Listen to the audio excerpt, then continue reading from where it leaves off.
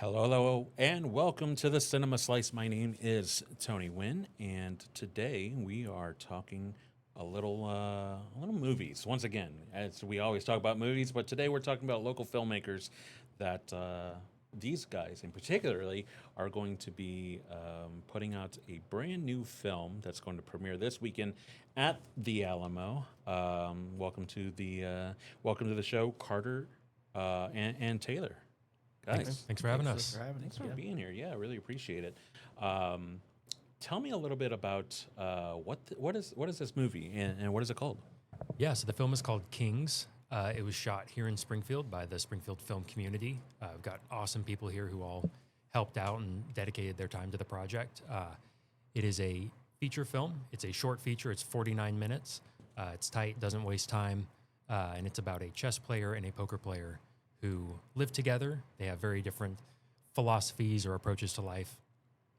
And one of them finds a box full of money in a dumpster that kind of gets in the way of their friendship and leads to kind of a battle of wits between them as they try to outsmart one another and lie and cheat and steal to get the money, protect the money, and so on and so forth. Gotcha. So a real cat and mouse who can outdo the other. Definitely, yeah. Now this is seemingly now is this something that you came up pretty recently, or a storyline that you've kind of had for a while now? Yeah, so I first wrote the script in 2023, the very start of that, and I think the first time I had the idea was like 2018, of just a classic premise of finding a box of money, something like that, to kick off tearing apart a friendship. And then over time, the strategy element kind of came into it, and actually put pen to paper in 2023, and then started pre-production at the start of 2024. Oh, wow. So with this, we also have Taylor who's here. And Taylor, what kind of a hand did you have in this film as well? Yeah, so I'm director of photography and colorist and producer as well. So I handled the camera side of things, the look of the film, shots and all kinds of things visual. That's kind of my thing. Nice. So with this film, and was it shot here locally? Yep, shot here in Springfield. A couple scenes were in Branson, but pretty much all was right around here in the area. Okay. So when you had the idea, did you immediately know that it was going to be a feature? Was that initially the plan, or was it something like, I might just do a quick short or something like that? Everything starts off as a quick short, You're right. and then as you start writing, it just balloons, and you realize that it needs more time. So originally, the first draft was 50 pages, Okay. Which is kind of an awkward length. You either want it to be hour and a half, like true full feature, or a short film with like 30 minutes or under. And once I had written that 50-page version, we ended up doing a live script reading at the Ozarks Film Foundry here in town. It was an event with Sato 48. They were looking for a 20-page script. So I took that 50-page and condensed it down quite a bit. Yeah. And then we set out to make that shorter version. And as we got started, we realized this needs more time. And then we kind of took that 50-page one, boiled it down to its essentials, and then we were able to take it and give it more breathing room over time. And it came back to that 50-minute length in the end. So Right on. it was a couple days in that we realized we're making a feature. We're making a full-length movie, Yeah. That's awesome. Now, Taylor, when did you hear about this project, and at what point were you just like, yeah, I'm definitely going to do this? Pretty much anytime Carter hands me a script, I'm like, yeah, we need to make that, and I want to be a part of it. Yeah. I'm not trying to flatter him. I just think he's a great writer, and we connect on a lot of scripts and ideas and stuff. But he first approached me. I think we were talking about doing Sato 48 together first in 2024, and then we kind of did that. Going into that, we knew we had this film kind of planned after that, and so we started working on it. What was it, March 2024 is when I came in, and we started talking about styles and visuals and shot listing, things like that. Yeah, and then started shooting in June 2024. Okay. Wow. All right. Well, why don't we take a look at the trailer? That way we can talk a little bit more about specifics while we're in there. So Great. This is the official trailer for Kings.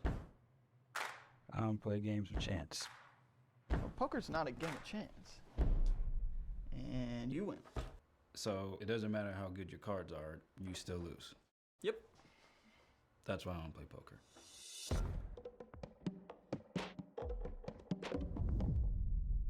Where are you getting cash like this? I found it in a dumpster. You just took it? I just took it. Mark, I'm gonna come right out and say this. There's this high roller table. It's just a bunch of old dudes. They don't even care about winning, so I just take the money from them. It's easy. Then why do you need a roommate? What?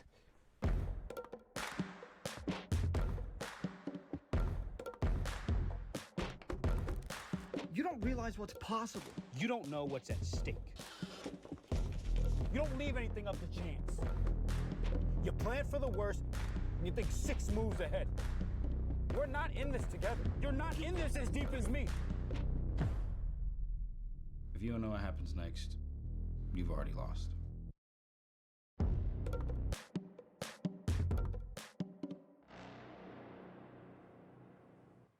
Well, that's exciting. So, why 5G speeds. why chess and poker? Yeah, so originally, like I said, it kind of started with the base of the money, discovered money. Didn't know where I was going with that. I thought, yeah, I'll just see where I can take that. And then I was like, well, we need 2 kind of opposing viewpoints. I was like, who would be fun for that? Poker player, definitely. And then it just turned out the opposite as a chess player. And so those just turned out to be 2 kind of opposing philosophies to approaching a game. The chess player being, think 6 moves ahead, don't leave anything up to chance. Poker player being bet everything, trust your gut, all or nothing. And pitting those against each other and seeing how each of them handles that, especially when they're competing against one another, was a really interesting thing to explore. Was it always about like strategy and control then? It was, yeah. Yeah.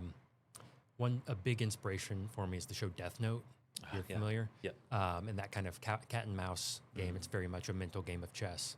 And I've always wanted to make something like that. Yeah. And so that was a big inspiration for this. Gotcha. So, I mean, the conflict between 2 opposing sides, or at least both trying to go for a same goal or something along those lines. Death Note definitely has that. Taylor, do you feel like what Carter came up with, really hit the nail on what he was trying to do? Yeah, are you referring to Death Note? Or Yeah, I mean, I don't know if you're familiar with Death Note as well, but I showed it to him. he made me binge watch watched it. Okay, yeah, We had a snow day, and I was like, have you seen Death Note? He's like, I've never heard of that. I was Yeah. like, we're watching Death Note. okay, yeah. Yeah, I mean, I think we Carter and I had a good understanding of what we wanted it to look like, and he came to me. We call it the s'mores look, is what we talked about a lot. Kind of how we do color palettes and the grading side of things. But yeah, I think we work really well together when it comes to how a scene's going to happen, how it's going to take place. What are the shots we need? What are the shots we want? And then, breaking it down into what is needed out of the scene and not anything else, not adding extra fluff. How do we want to tell the story? That's all that really matters. And keeping it there, I think. Yeah. Well, so I read that you guys made this movie on a budget of like $7,000. Is that right? Correct, yeah. Yeah. I mean, that's a when did it really feel like real? Like this, I'm making a movie here.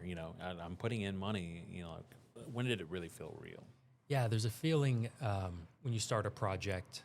Like I said, I wrote this early 2023, did a script reading late 2024, and then people around me kind of started taking interest in it. Yeah. And then I found myself taking more interest in it of like, well, I could shoot this at that location, and that person would be good for that role, and well, Taylor could shoot it. And then at some point, your heart just like green lights it for you. And it's like, Yeah. oh, this is happening, Yeah.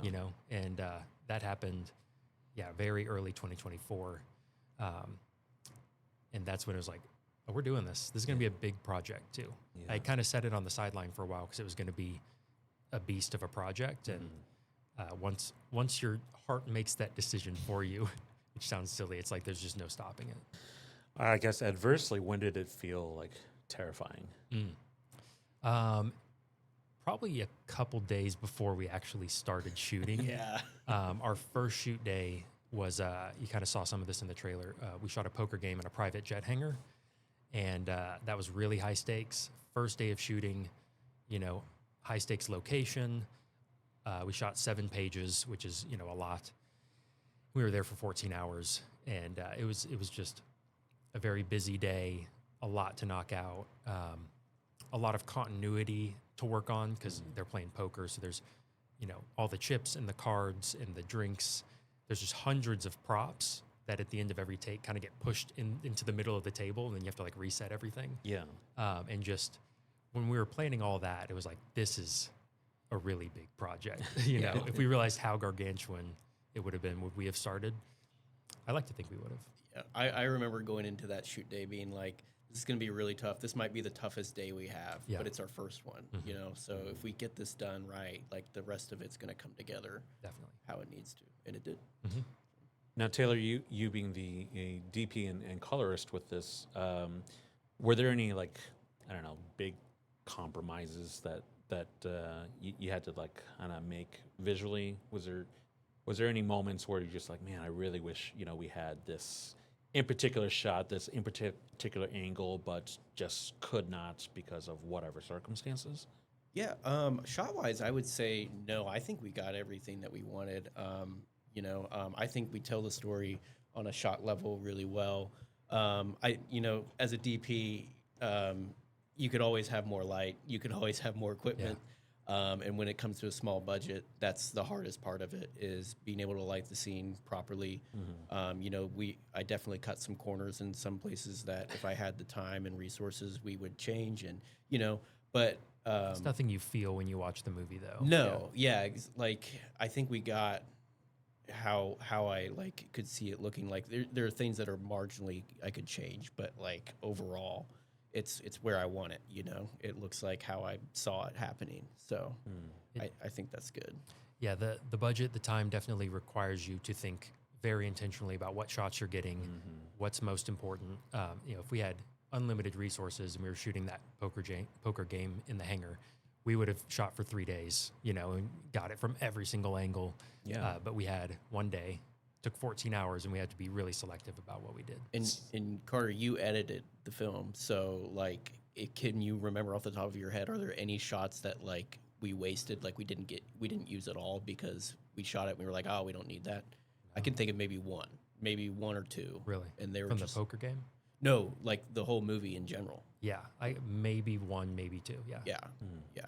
So to me, that's a success because we got exactly what we needed, and we didn't waste time or money or whatever on getting this extra stuff that wouldn't have really benefited the story. Yeah, you hear about these Hollywood movies that are like, yeah, the first draft was, the first cut was 3.5 hours, and then we got it down to 2 hours. It's like, why are you shooting all this extra stuff? That's always been crazy to me. Yeah. It's like, if you're incredibly intentional up front, you can make way more happen with the money you have. Sure. And so that was the goal. Yeah. So would you say because you were, writer, director, and editor in this, that how do you know, in your opinion, when to stop tweaking? When is it okay, this is good? Yeah.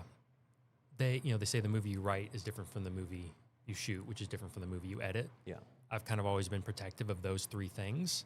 The script was never done. The script was always evolving. Yeah. Like Spielberg says that your script should be like a living, breathing document. And that came in the form of, up to our shoot days, I was still rewriting scenes. Not because we weren't prepared, we were very prepared, but once we see the location, we know exactly how things are gonna, what things are gonna be there on the day, because things change constantly. Sure. We're able to kind of adjust and tweak things to just fit what you're able to do perfectly. And so pretty much every shoot the script was still evolving. As far as the shooting, time is the biggest thing, telling you when to call it, Sure. But we would do 15, 20 takes of certain shots. We have some really intricate shots in the movie. And it just comes down to get it once and you nail it, and then do one more take for fun, then move on. Yeah. And then in the edit, it really comes down to get the scene put together, take time away from it, come back, and the things that stick out to you, do another pass, send it to people that you trust. And then, I mean, as far as like little audio tweaks and stuff, we've been making those up until like last week when we finally locked it and it's done. You know? Yeah. Gotcha. I mean, just like anything, but especially on a film set, what kind of problems that came upon that you definitely weren't expecting? Yeah, we the hardest locations you would think to get were actually came pretty easily. Like I said, we shot in a private jet hangar. They were very cool, very easy to work with. But there were some other locations that I shouldn't name because they might be a little bit of spoilers, but took a really long time to get or to find, things that we weren't even sure if they were still around. And we finally found what we were looking for. I know that sounds cryptic, but if you see the movie, you might understand. So that was a big thing, was locations. And then a big thing, it was just working around people's schedules because we were low budget. Most of our cast and crew were volunteer, and that leads to, people have day jobs, and we pretty much shot exclusively on weekends, Friday, Saturday, Sundays. And that was probably the biggest hurdle, was you got to have 10 or 15 people who are all available on the same day, and that hard to get location has to be available that day. Yeah. And then you have to have all your ducks in a row as far as props and scheduling to make it happen. So scheduling was tough. And the film, typically you shoot a movie over the course of 3-4 weeks. We shot over the course of 8 months, 16 shoot days. And it was started off as like three days on a weekend, and then eventually it was 1 day a month whenever we were able to get this location or that location. Yeah. So I suppose, just to advert that, was there anything that was like really, really lucky that kind of happened, or like a lucky break or something, like anything like that? Definitely. I mean, we were really lucky that the hangar that we worked with, that we just called them up and were like, what are the odds we could shoot a poker game out there sometime? Thinking they'd be like, no, you need insurance. It's going to cost you this much, and you have to get clearance and stuff. And they're like, yeah, you can come by anytime. I was like, really? Like, you don't want to ask me more questions? Make sure I'm. And they were like, yeah, we have a poker table here. We play poker out here all the time. Oh, and that's so hilarious. we just used their table. And we got really lucky with them being super easy to work with, super cool. And then just turn of events. We had, like I said, one of those really tough to find locations. One of our extras, we shot a chess tournament. One of the extras was like, hey, I heard you're looking for this location. I actually know of one. And it ended up being the one that we used. And that was a lifesaver, because the next option would be to drive to Oklahoma and pay a bunch of money to use that location. So that was really lucky. Anything come to your mind? Really lucky? No, I think you said it all with like the locations. That's the biggest problem for a budget this size, is those locations can really sell the idea you're trying to give the audience, and so if you have to cut corners there, it can greatly reduce your production value, so having those locations on such a tight budget really came in handy in helping this film. One other lucky thing that happened is, sorry to be so like vague about all these things, Sure. but when you see the movie, you'll understand. We had one casting choice where we found the perfect person for it. I'll just say that. He knows what I'm talking about. We see it. It'll be like, that's who he was talking about in that podcast. Is that person, yeah. Awesome. Is there something that you guys would have done differently? I guess now it's in hindsight and it's done. Yeah, I mean, when you finish a project, we're super proud of it. And you still look at it and say, oh, what if we did this? What if we did that? And I think that if I started from scratch, I probably would have looked for a way to expand it to that full 90-minute runtime. But as is, it's not missing anything. It works really well where it is. And we hope that it has a lot of luck. We hope people turn out for it, Yeah. But yeah, I guess if we started over, you feel like, oh, I do everything differently. And sometimes it feels like that. But yeah, I mean, I'm really proud of the way we did it, the money we did it on, the people who helped us out. We really had it good on this one. So That's awesome.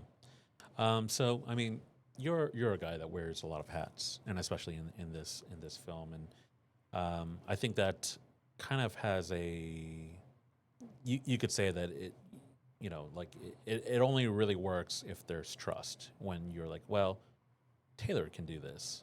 I'm gonna get Taylor to do this. So for you guys, like working in a collaborative manner too, like like who usually wins in an argument about, like I think it should look this way, or it should be colored this way, or I think the actors should do this and that. Like when you guys are on set, I guess who usually wins the argument?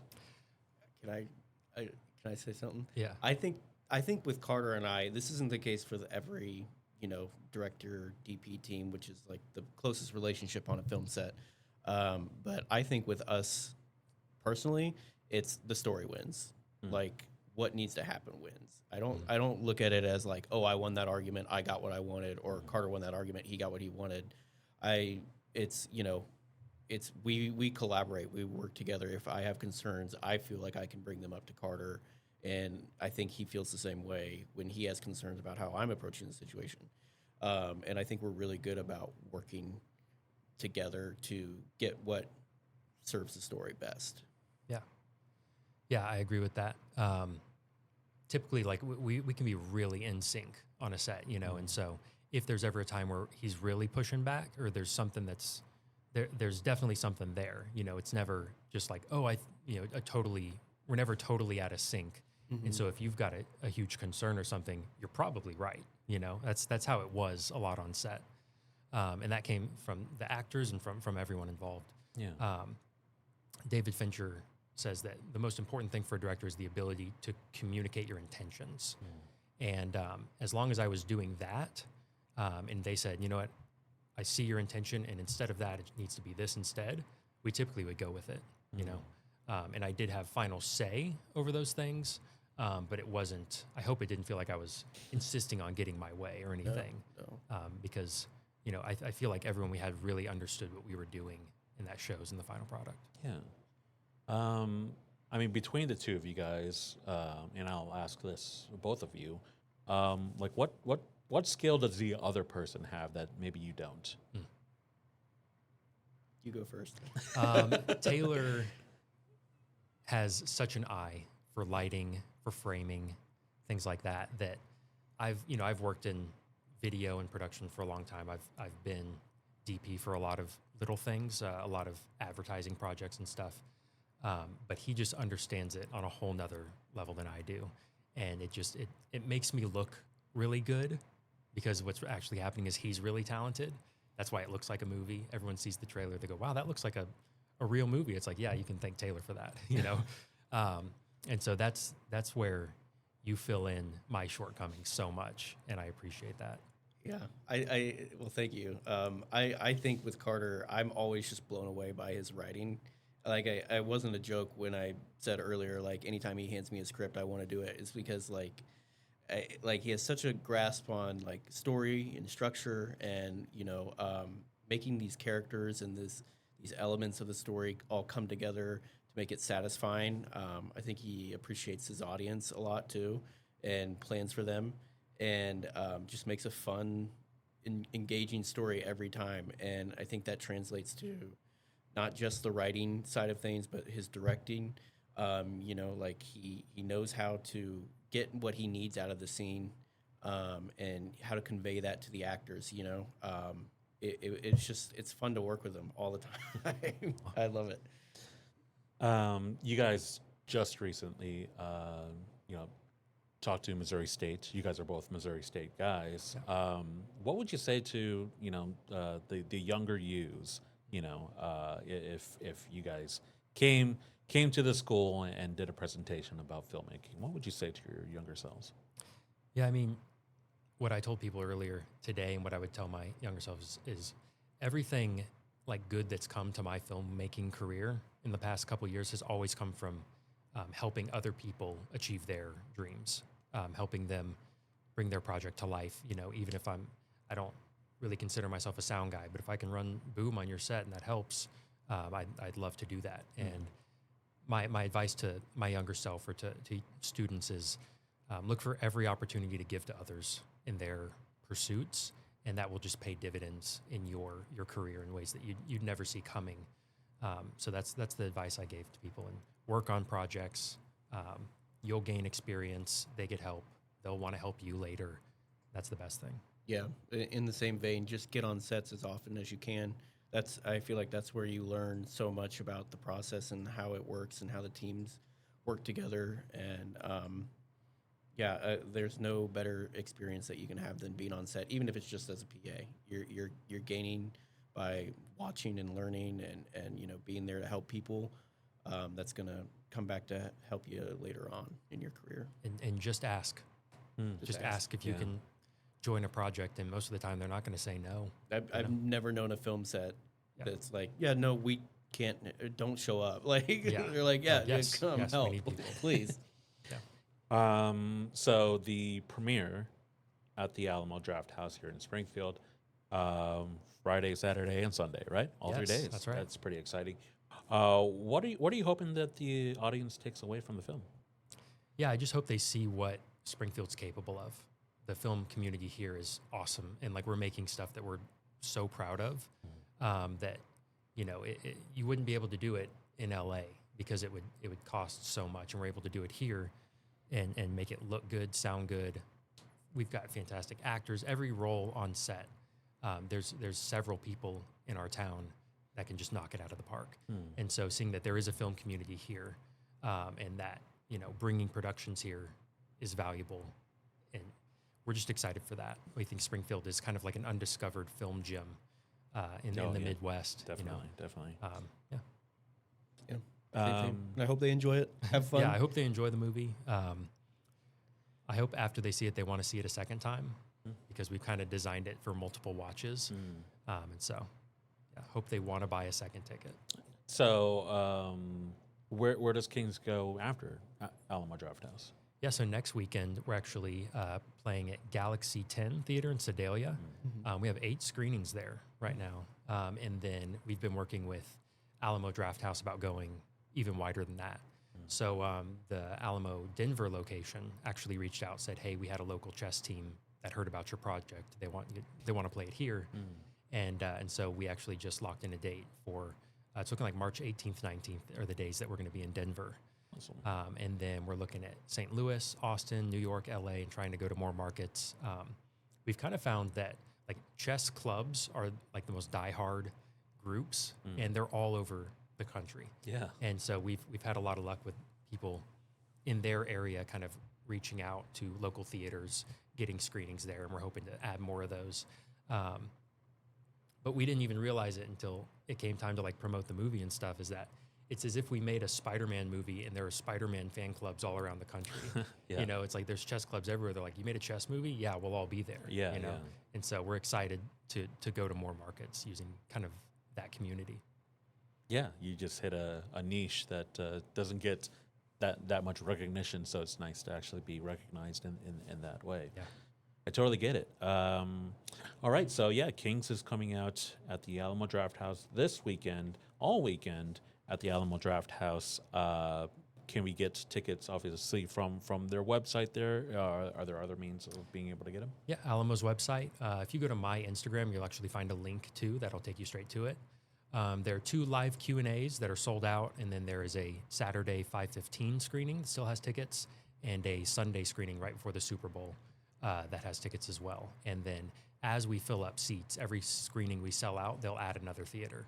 So hopefully we could add another, maybe a Monday screening in the near future. So be on the lookout for that. All right. And you'll be home in time for the Super Bowl. We'll be home in time for the Super Bowl. Yes, you will. Awesome. All right. As we're winding down here, let's just do a quick little film lovers questionnaire. How about that? Favorite indie film? Indie film. Mine, I have a go-to for this. Primer. Okay. Have you seen Primer? I haven't seen Primer. So Primer was another big inspiration for this film. It is a little tiny time travel movie from 2004. It was also made for $7,000. It won Sundance in 2004. It's a cult classic. It's a movie you have to watch 10 times before you start to understand it.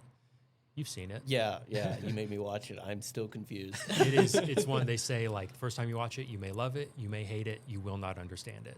But they made it for $7,000, one Sundance, and it's the only time travel movie ever made that doesn't break its own rules. And It's about time. yeah, it's a very rare thing. So That's cool. It's a hidden gem. Everyone should watch it. Taylor, what's one piece of gear that you couldn't live without? Camera. Anything in particular in that? I love my Fuji. Fuji's kind of my go-to brand. But yeah, I mean, I think I couldn't live without a camera. I carry one with me everywhere I go. So yeah, even if it's not a film set, I want to have one with me just to take photos. So that's probably my thing. Awesome. If there's one word to describe Kings, just one word, what would it be? Layered. There's layers, man. Like ogres. Ogres. Yeah. Would you Oh, yeah. concur, Taylor? Or do you Oh, have Is your own? word ogres? No. Yeah, I think that works. Yeah. Layers. Yeah. Do you guys have a filmmaking pet peeve? Like, you have a big pet peeve that you have about filmmaking? Dozens. Yeah. You first. My pet peeve Yeah. is small budget, huge, crazy idea. I'm kind of like, hey, dude, reel it in. Get to the, know where you're at and let's work with that. I would say films that waste time. Just if you can, as tight as it can be, if it can be cut, it needs to be cut. There's no such thing as too long, just too boring. That's advertising advice. Like when you're writing an ad, that's what I've always heard. Yeah. So just anything that feels like it's wasting time or being redundant. Sure. Okay. Well, in attempt not to be redundant, we're going to finish up this episode of the Cinema Slice. That was Carter Breaux. That was Taylor Hughes. My name is Tony Wynn, and this has been this week's Cinema Slice. Go see Kings this weekend at the Alamo Drafthouse. Guys, thanks Thank again you. for being here. So, all right, we will see you next week.